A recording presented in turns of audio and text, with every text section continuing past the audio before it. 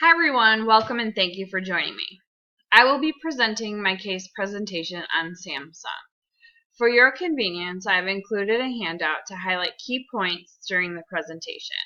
The handout is located in the Week 7 presentation forum within my post. So to start, I'm going to talk about some of the topics that we're going to go over in this presentation. An overview of Samsung's background, identification of current problems, a strategic analysis, exploration of alternatives, recommendations, and then a brief summary to pull it all together. So let's get started. So on Samsung's background, in 1938, the business began in Korea. The business was primarily focused on trade export, the selling of dried fish, vegetables, and fruits. In the next 10 years, Samsung owned flour mills, confectionery machinery, in its own manufacturing and sales operations, and then became a global corporation. In 1972, the company began production of black and white televisions. In 1974, Samsung began washing machines and refrigerator production. In 1983, the organization continued to diversify and began producing personal computers. In 1988, Samsung Semiconductors and Telecommunications Company merged to form Samsung Electronics. The company began focusing on home appliances, telecommunications, and semiconductors as the core business lines we know today. In 1991, the development of the mobile handset was complete. In 1996, development of the world's fastest CPU, the Alpha chip, was formed. From 2000 until today, Samsung touches the world through diverse businesses in advanced technology, semiconductors, skyscraper and plant construction, petrochemicals, fashion, medicine, finance, hotels, and more. But the flagship company, Samsung Electronics, leads the market in high-tech electronics. So then we'll start with Samsung's vision statement.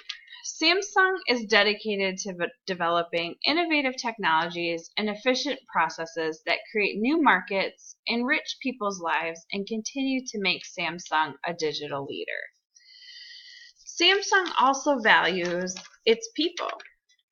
Samsung believes a company is its people. At Samsung, they are dedicated to giving people a wealth of opportunities to reach their full potential. They also believe in excellence. Excellence they do strive for at Samsung, and they have a passion for excellence and are committed to developing the best products and services on the market.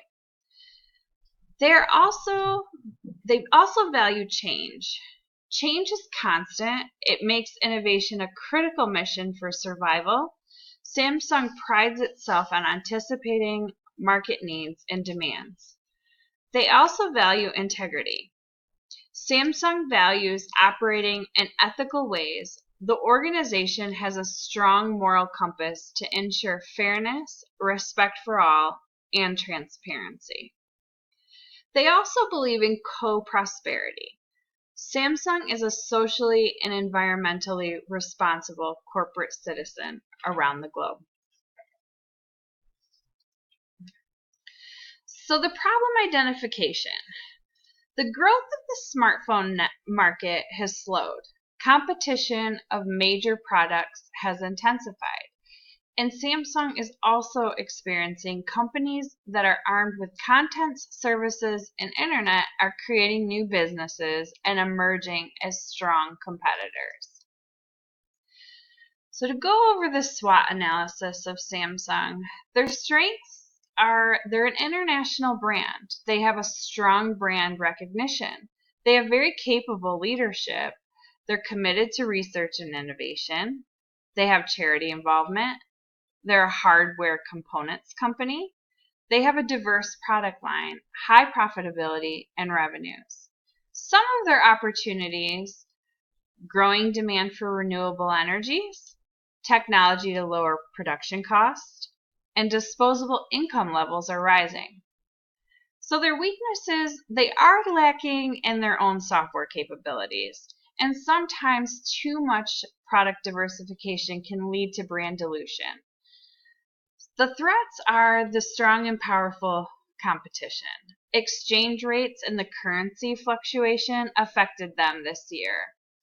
Intense competition, declining growth in some markets, and lawsuits against the company. So now on to Porter's 5 forces analysis. So the supplier power is low. Samsung is the leader, and Samsung is its own supplier in some respects. The barriers to entry are high. There is an initial high cost to enter into the markets that Samsung competes in. There's high government regulation, and access to the distribution channels is hard to come by. The substitution threats are high. There are many, many similar products out there. The buyer power is high. There are low switching costs. There's a high brand identity, and consumers just have more access to information. So the rivalry is very high. It's very high with fierce competition. So then we'll talk about Samsung's strategic analysis. So they went from being a low-cost provider to a fast follower to now a differentiator. They can charge premium prices for their products, and they're setting the pace in most markets.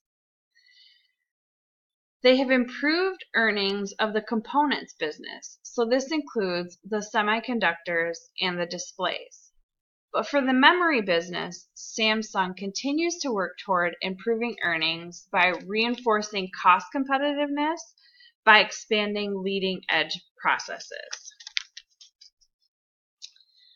The systems LSI business, Samsung is reinforcing competitiveness of the mobile AP and foundry business.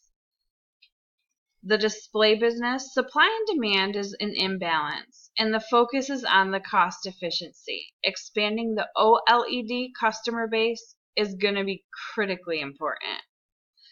The IM business, revenue and profits are declining as a result of weak sales due to intense competition and slow market demand. So the company's response was differentiating the design of the Galaxy S6 Edge and enhancing the new mid-range products with Galaxy A and J series. The TV business experienced weak demand in Europe due to the exchange rate impact. Their response was reinforcing the premium product competencies via the launch of the SU HD TV with the quantum dot technology. In the digital appliance industry, they are further enhancing their competitiveness. They've just acquired Decor. It's a leading American brand in the luxury home appliance sector. So now we'll look at the alternative solutions. They can go back to being a fast follower. Being the fast follower is definitely less risky, but the company is thought of as being inferior. They won't capture the premium prices and increase sales from being the first mover in the market. They can contemplate being the cost leader. This effort may push prices for the company's products too low, and they wouldn't be able to recoup all that has been invested into the research and development. Or they can continue to push forward with the differentiation strategy and push innovation in markets that show growth or in new markets, and continue to cut costs in established markets and slow-growing markets. So the recommendation is would be for Samsung to continue to focus on being the market leader with a differentiated product, to continue to develop and process product and process innovations to create not only incremental innovations but radical ones as well. The radical innovations tend to be disruptive and lead to patents, giving the company a strong competitive advantage. In addition, focusing on minimizing the 5 dilemmas of an innovation strategy.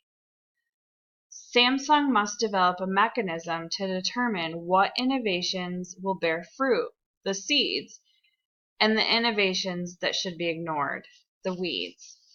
Samsung must choose its leaders carefully when it comes to innovation projects. Senior managers have experience and credibility, but are typically risk adverse.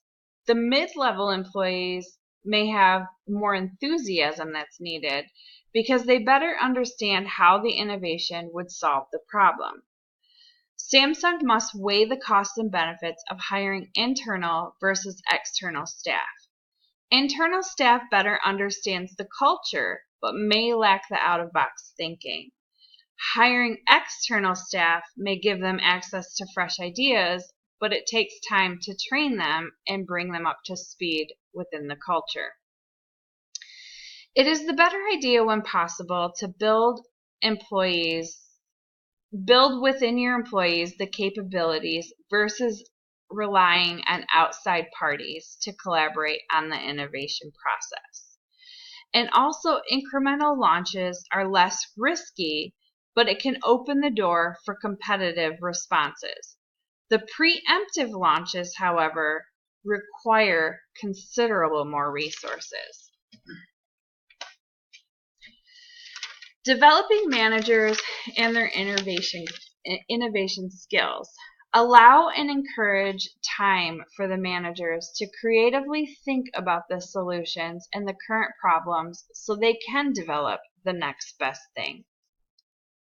In summary, Samsung, to maintain the competitiveness, must continue to find avenues for development and growth. Innovation can be a means of internal venture creation and strategic renewal. There is a great deal of uncertainty in innovation that must be managed effectively. Samsung has strong leadership to guide them to the new heights with innovation. It will be interesting to see what's next. Thank you for your time. Have a great night.